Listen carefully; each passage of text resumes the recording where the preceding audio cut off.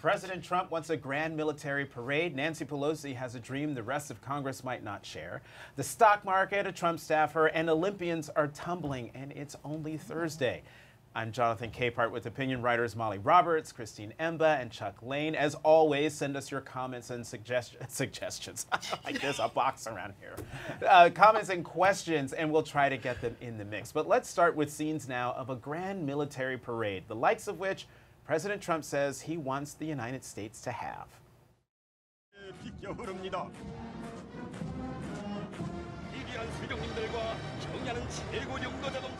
North Korea staged this parade Wednesday on the eve of the Winter Olympics in South Korea. We'll get to the Olympics later.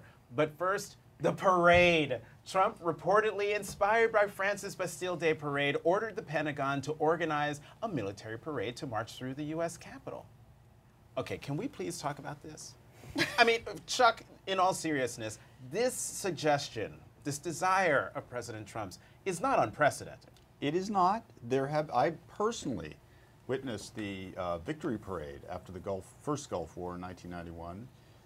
Bombers flew overhead, tanks rolled down the streets of Washington, D.C. Tanks have rolled at presidential inaugurals in the 50s and even John F. Kennedy. So it's been done. It's not that I'm aware of ever been done sort of apropos of nothing, which is what this proposal is. You know, going all the way back to the Civil War, there was a huge military parade through Washington with the entire Union Army, but in celebration of winning the Civil War. This is just kind of like, we need a parade.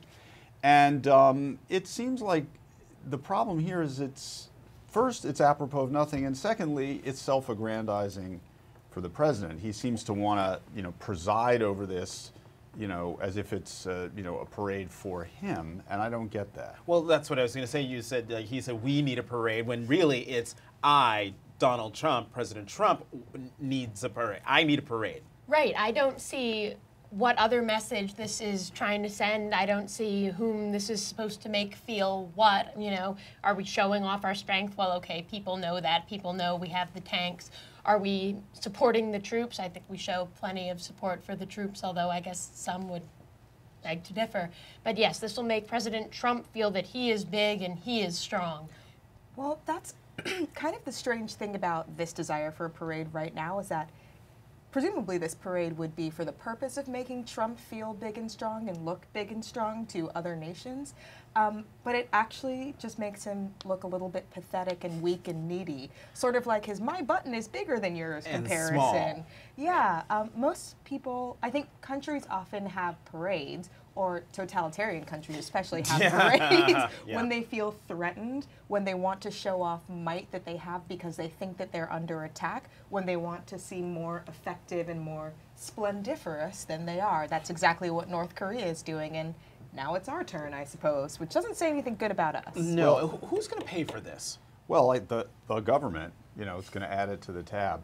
You know, when Macron did this giant display on Bastille Day, that was, again, it was apropos of Bastille Day, but it also, frankly, I was surprised. You know, even France, which is sort of, you know, obsessed with national grandeur and everything, I thought they'd kind of put this kind of display in the past. I guess the only thing I would find okay would be, because there's been some talk about this, if he did it on the occasion of Armistice Day, right, the 100th anniversary, so it would be apropos of something, and they sort of dressed the troops up in the World War I uniforms and made it kind of, you know, a celebration of the end of that horrible war 100 years ago and tied it to Veterans Day.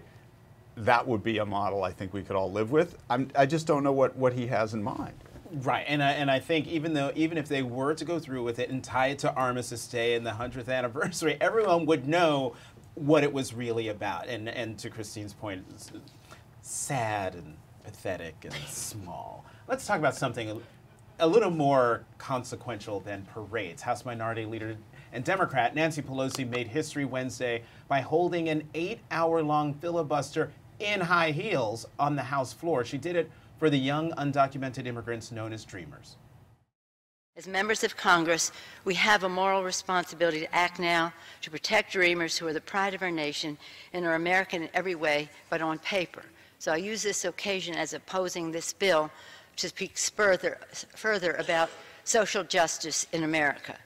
Now, Pelosi read Bible passages and statements from Dreamers in the longest continuous speech by a member of Congress in a century, and she did it to demand protection for DACA recipients. That's the Deferred Action for Childhood Arrivals program, set to expire next month because President Trump rescinded it last year, and it's not protected in the budget deal that both Democratic and Republican members of Congress are voting on to fund the government for the next 2 years. Is this a good move or a bad move, and for whom? I think it was a bad move for her knees, and I'm really worried about them, honestly, because that just sounds horrifyingly painful. But I do wonder if Pelosi's move is actually going to serve the Democratic Party, because one of the things that I think we forget when we're excited about these sort of performances is that the individuals may or may not be that popular. And I think Nancy Pelosi's approval ratings generally are even lower than Donald Trump's across the country. So I feel like the Republicans are going to use this speech and sort of like plaster Nancy Pelosi sort of around the television and media to make people feel even angrier about DACA and the Dreamers. It was a good stand in Congress, perhaps, and is effective maybe to people who are really into watching congressional hearings and presentations and sort of activity, but I'm not sure that it looks good for everyone else. Like a parade, it felt like a lot of pomp and circumstance, and I'm not sure even that anything is going to come of it. As she said, I'm showing this is how I'm going to vote. She didn't say this is how I'm going to whip my caucus to vote. Although, breaking news, they are now whipping to have Democrats vote against the bill. And this goes along with folks in the Freedom Caucus who are saying they're not voting for the bill. So now now that you know that, Surprise, what do you Pelosi. say? That's horrible. I wish I'd been checking my phone. I wouldn't have made the comment. And now I think I say more along the lines of what Christine is saying, or at least I say that it's going to be interesting to see who does fall into line. I think Democrats are worried. Biden was on the floor yesterday saying you don't have to choose between pushing this message of over there for the Dreamers that feels in a way what people might say identity politicsy, and pushing this strong economic message. So I think members of the House in particular who come from states that have more of a stronger pro-Trump faction are worried about pushing that economic message aside and focusing too much on this one. Chuck? I think that I agree with both of Molly and Christine. I think there's a danger here that Mitch McConnell has set a trap for the Democrats and Nancy Pelosi is leading them into it.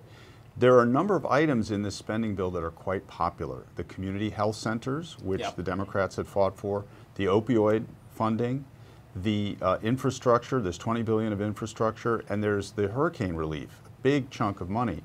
So part of the trap here is she stood up on the floor, and for 8 hours she made herself the face of resistance to this bill. And if then the bill fails, the government shuts down, and it's over, resistance to a bill with a lot of popular things in it, I think that's a trap for her. And it won't be the Freedom Caucus that ends up getting blamed, but it would be her getting blamed precisely because she did put herself out front. Okay, can I ask this question? So when do you, whether you're a Democrat or a Republican, when do you fight on principle? There's never a good time, never the right political moment to fight on principle. So if you're the Democrats, why not do what Nancy Pelosi did and make a stand, a very grand stand to say, this is what we believe in, this is what we're for, even if you do go down in a ball of flames? Yeah, I mean, it seems what we've seen over the past year, especially in this administration, is that people fight on principle when their principles are either popular or when they don't have anything left to lose. So if they're retiring or they think that they're going to lose anyway. And the Democrats are not really doing super well on either front. I think they really want to win in 2018, and their principles are so-so. Well, let me push back on that. To Chuck's point, this DACA thing, and I think, Molly, you made this point as well, this DACA thing isn't, when put up against all the popular things in the budget, this is not popular in the country overall, even when you look at the polls. So why isn't this, why doesn't that run counter to what you just said? Well, so I think it's popular within their party, and I think they've made promises within the party to fight for immigration, to fight for the Dreamers. I think, however, that it's been pitted to the general public, this bill, as fighting for illegal immigrants versus legal American citizens, and they're pitting these two things against each other. Yeah, And even though dreamers are popular generally, that's a dichotomy. toxic brood. Chuck, and then, sorry, Molly. I think one of the things we're witnessing here is the difference between Chuck Schumer's political predicament and Nancy Pelosi's political predicament. Her people run every 2 years. She feels that she's got a chance to become Speaker Pelosi this fall because the whole bunch of them are up for re-election, and it's all about firing up the base and creating and converting voter energy. So her strategy may make sense in that way. Chuck Schumer has a completely different agenda, which is basically limiting the damage that will be done in the fall on the Senate side, and also because he only turns over every 6 years, they really want to put this spending thing away for 2 years, which is the attraction of this bill, that it's a long-term measure and they can move on to other stuff. So part of the problem with knowing when to take a stand on principle is that it's not just that they don't even have the same principles, they don't even have the same politics in some way. And maybe that's just a big long-winded way of saying our Constitution is set up in such a way as to make it difficult to take a stand on principle. Right, and one quick thing before Molly jumps in, because she's been trying to jump in. I take your point about Pelosi and Schumer having different political calculi. Is that the right word? Calculi. Calculi here. Anyway, Molly, go on. I'll come back with my train of thought. I was going to jump in on behalf of the viewers, although I do have one thing to say on my own behalf. They're too selfish only to let them talk. I think one of the difficult things with talking about principle is what's the point of principle if you don't get anything done? You're too busy standing on principle, nothing happens. I mean, we saw it with the shutdown last time. The Democrats were stuck in this situation where they said we could stand on principle, we could shut it down, and then I think they kind of realized we are not going to get what we want, and maybe we can get some of it. And some people can say, all right, they caved, they should have kept pushing. Other people can say, well, they did make some degree of achievement, and that was really the best they could do. The viewers are having a little debate of their own. Wow. Timothy Adams says, dreamers are criminals, all caps. Criminal suffering is not my concern. And Jerry Tamburino says, sending dreamers to countries they never knew and don't speak the language is insane. Then Jerry continues, answering Timothy, they were brought here as little children. Right, and Timothy, just so you know, you are incorrect. Dreamers, by definition, are not criminals, because in order to be a dreamer, you can't have a criminal record. So that needs to be put out there. And I remembered what I wanted to say, and that is the thing that Nancy Pelosi is going for is the same thing that Chuck Schumer was going for in the Senate when he got the commitment from Senate Majority Leader Mitch McConnell to bring a immigration bill to the floor. Nancy Pelosi is demanding that of Speaker Paul Ryan. If she gets that commitment from him, then you will see things change, but right now, that's a great that's not there. Now, while the budget deal would give President Trump military bragging rights, he lost a key talking point this week when the soaring stock market came tumbling down, as it is this afternoon. Trump likes to take credit for the good run Wall Street has had, but what does it mean now that there's a downturn? What does it mean? Why isn't he as chatty and Twitterly, I just made up a word, Twitterly, when the market is like crashing through the floor? I mean, would you be? Maybe. I don't know. I think one thing that we have to remember that I've been hearing over and over is that the stock market is not the economy.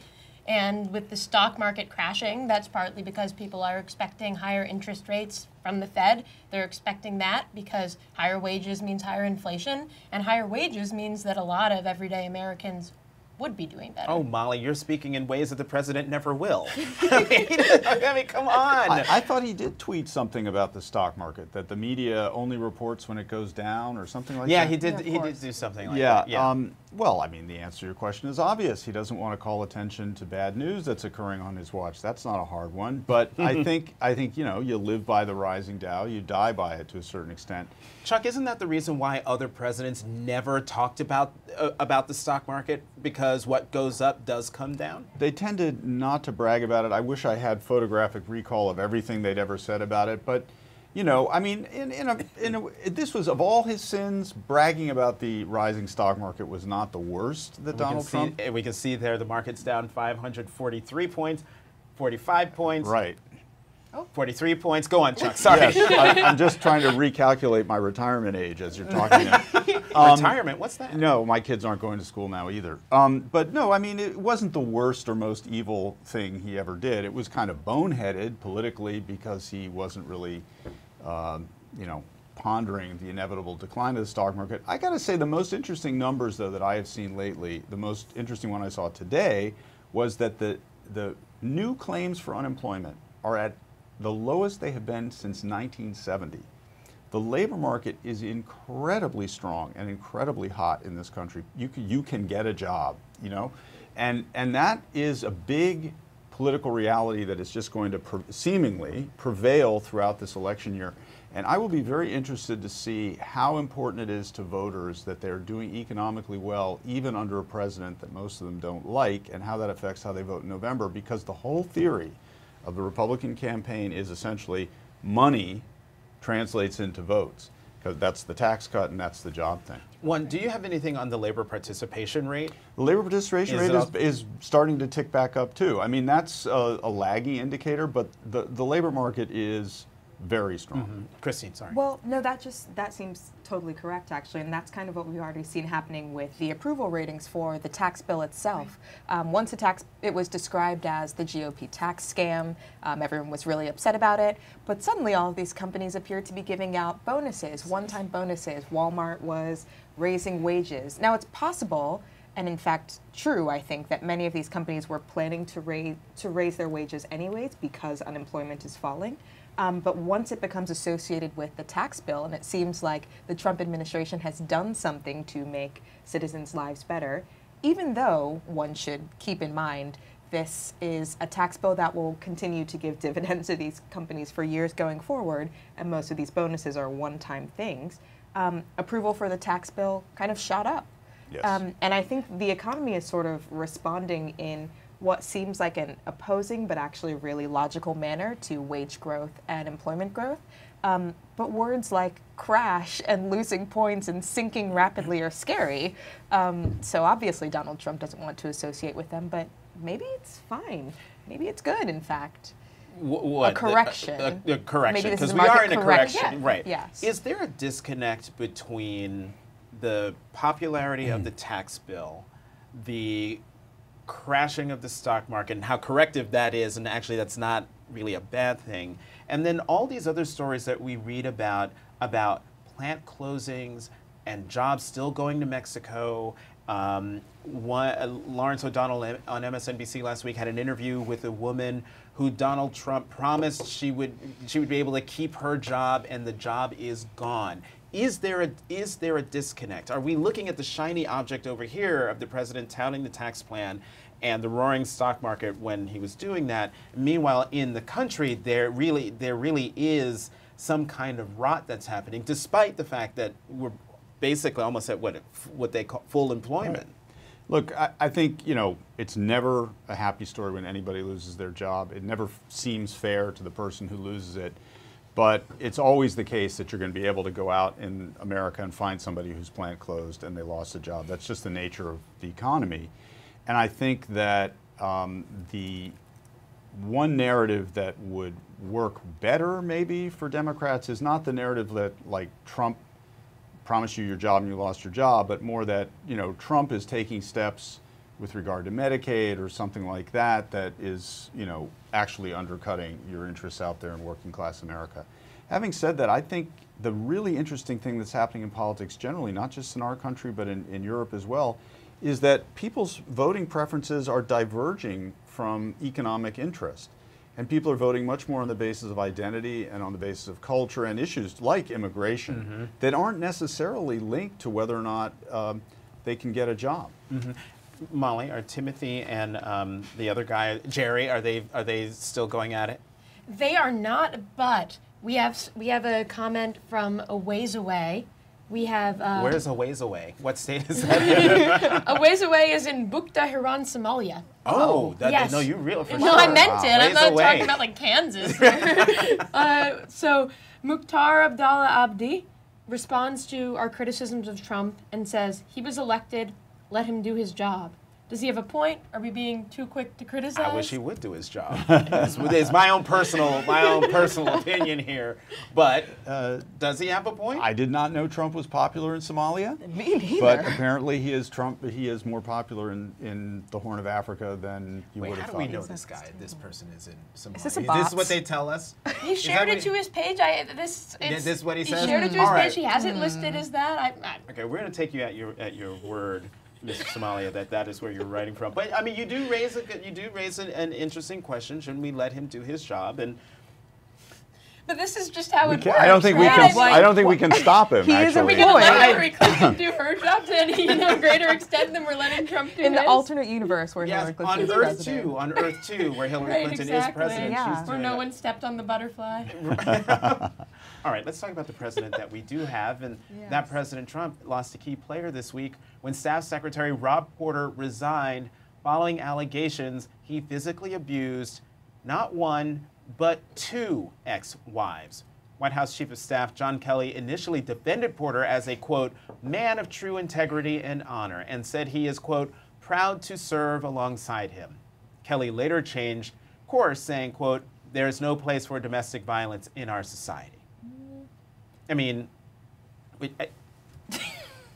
I don't even know where to begin with this. I mean, any other administration, this story would be A1, it would be breaking news, it would be, because Rob Porter as staff secretary is what is a powerful position in the White House, in the West Wing, sits right outside the Oval Office. He controls the flow, along with John Kelly, Chief of Staff John Kelly, the flow of information to the president. And he is accused of physically abusing two ex-wives. The FBI knew about this, and it's one of the reasons why he wasn't able to get a security clearance, and yet he was going to go back to work today in the White House to clear out his desk and leave.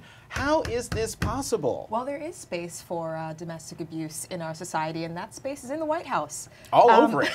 Rob Porter is apparently dating Hope Hicks, who may have had something to do with the writing of the statements. John supporting Kelly's him. first statement. Yes. Donald Trump himself has been accused of domestic assault against Ivana, who His first wife. Yes, who retracted that, but under circumstances that were a little bit shady.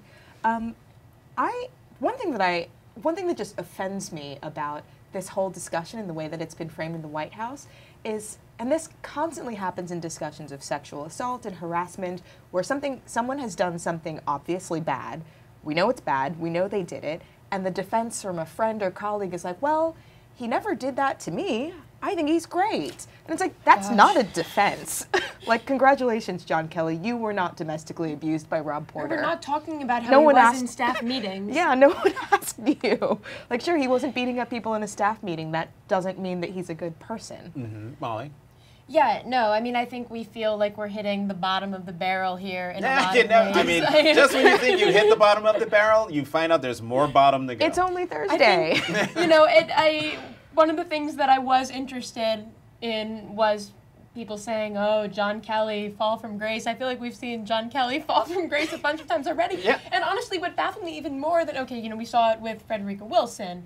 We saw it Oh, we with- got a tweet. Where's that? It says here on my little cheat sheet here, we're going to roll tweet. There it Yeah. is. So, this is from Walter Schaub. So, John Kelly, often touted as the White House's adult, falsely smeared a congresswoman, tells us a failure to compromise on slavery caused a civil war, called dreamers lazy, and protected a wife beater. Tell us again, at press secretary, that's Sarah Huckabee Sanders, how we're never allowed to criticize a general. And I was baffled in the first place when everybody was all excited. This guy was coming in, he was going to be the adult, and he was going to be a constraint on Trump. It was like, look at the department he just signed up to run, and look at the raids they're doing, look at any of this. And you're excited about this guy? It's kind of sad, because I just think it's a huge amount of wishful thinking. It's people wanting things to be better, wanting there to be good people out there who are holding Trump back. And who do we even have left? Mattis, maybe?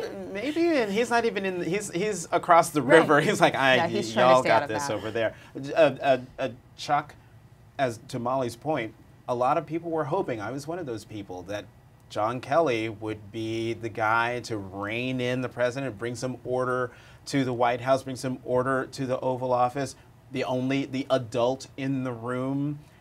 he might be the adult, but adults come in all sorts of varieties. Well, it is unfortunately, I think it's possible for both things to be true. I think it is possible for John Kelly to have brought order to the internal functioning of the White House, and for him to be the kind of person who totally missed the boat on this very sordid episode on the part of his trusted aide. I mean, I think the breakdown bureaucratically here is in all the vetting. The idea that once he didn't get a security clearance, that wasn't a huge red flag for them. That apparently the women involved brought the information forward to the FBI. They brought the information forward to the appropriate people and said, watch out for this guy, and they went ahead with him. And I think that is on Kelly. And the one thing I do feel a little pain for Kelly is that I think he's also been badly misled by both Porter and apparently Hope Hicks. And the overall picture this creates here is not so much of a guy who can't organize a staff, but as a guy who just has this tremendous blind spot, for somebody that he likes, and he was willing to excuse this. Well, one thing also about his sort of organizing or non-organizing capabilities is that, he may have brought order, but it's still sort of bringing order among, a den of thieves, honestly. Pretty much everyone in this White House is under investigation or involved in some sort of shady practice. You might be able to get all of these people to come to a meeting on time, but they're still going to be the same people doing the same bad things that they usually do in their spare time. And Rob Porter was bringing order, too, and that's part of why John Kelly wanted him to stick around. He thought he was really good at his job. Oh, God. One Chuck, job. Chuck, to your point about John Kelly missing the boat, can you really miss a boat if you don't see the boat? Well, I said blind spot. My blind spot was the other cliche I brought in. Let's try to put them together. The boat was sailing along on stormy seas in the dark, and stormy anyway. That was pretty good. Well, let's move off of this actually very serious topic and talk about sport. Finally, back to the Winter Olympics in Pyeongchang, South Korea. Top athletes from around the world are competing, while a rare high-level dialogue between North and South Korea is set to take place on the sidelines. How important are the sports games and the diplomatic ones, Chuck?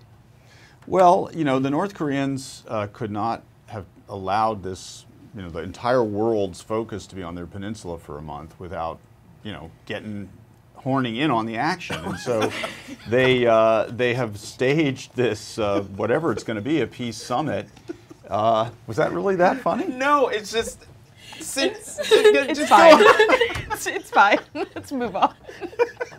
I brought the house down. No, it's when you review the tape, setting yourself up for something different. You will hear why we're laughing. Oh, okay. It's not you.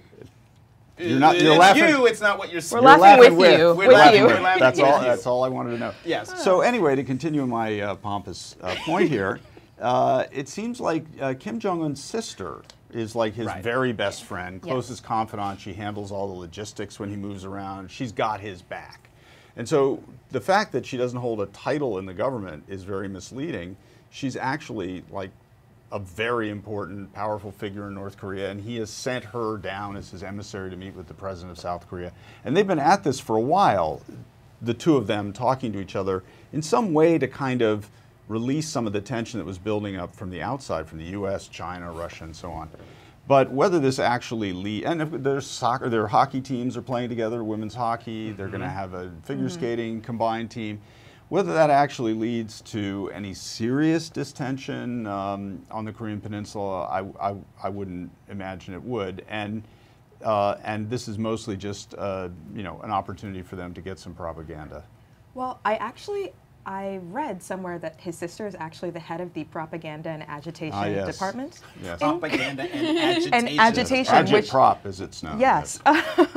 So that should be interesting. But I think one question that I have about the games, and that I think will be worth watching going forward, is how much or how little the United States is going to be involved in this discussion. It seems that North Korea and South Korea are sort of talking back and forth, like maybe something is going on behind the scenes.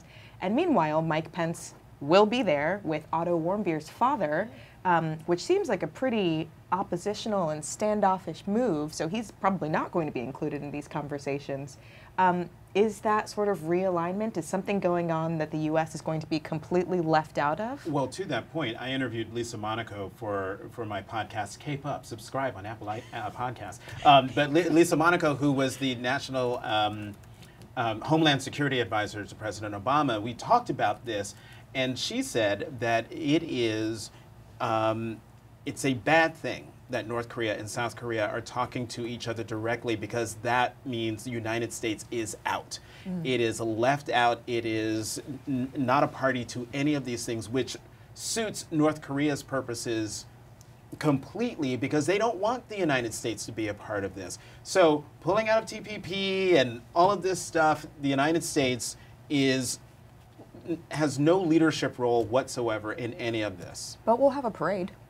The one at the opening ceremony. Yeah, yes. Yeah, what will our uniforms look like? That's my real Olympics question. I mean, it's Ralph Lauren. Ralph Yes, Lauren of designed course. them again. But they're so tacky. Jerry and Timothy, they've cooled it? I want to They've know what cooled we're all it. laughing about. Ooh, no, yikes. No, we'll That's a good question, Chuck, and I think you might be in line with Claire Shields, who says, "You folks are difficult to listen to when you get giggly. Keep it together, please."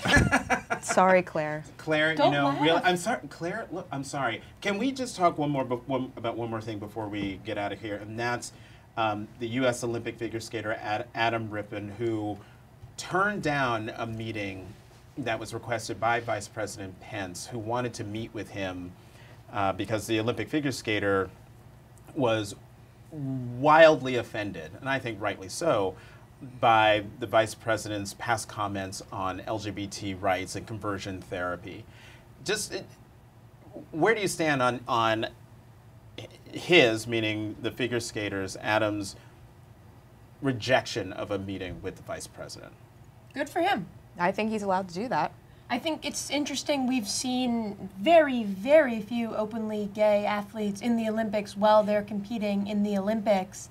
Even now, when there are so many more openly gay people in the United States.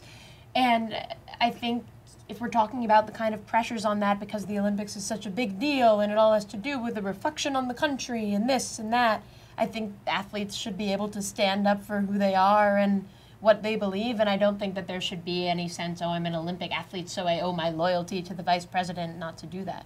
It sends a better message about our country that he... Pence invited him to the meeting? Yeah. Why would you boycott that? I mean, it sounds like Pence was trying to reach out and maybe just have a conversation with the guy. I can understand why he doesn't want to do that, but it sounded like a conciliatory gesture. But do you think it's Pence. bad when a sports team or members of a sports team, they win Super Bowl, win whatever, and they won't go meet with President Trump because they disagree with President Trump? No, I mean, I think he has the right to do it. I just think under this circumstance, it seems like Pence, was, like I say, was just trying to be conciliatory. He wasn't trying to, put the guy on the spot. I don't know that much about it, but it seems a little like, boycotty. Is Pence really a conciliatory guy? I mean, he's the one who flew to a football stadium to get angry about people not kneeling during the anthem and then flew away again, wasting taxpayer money. I don't think that he necessarily invited this guy over to have tea and a hug it out session and congratulate him for coming out and apologize for being in favor of conversion therapy. But I don't know. I'm not sure it's ever a good look to just say I won't even talk to you. I mean, you're right, it's boycotty. I guess I just don't necessarily think that boycotty is bad in this case. Yeah. He's standing up for something, and I don't think that just because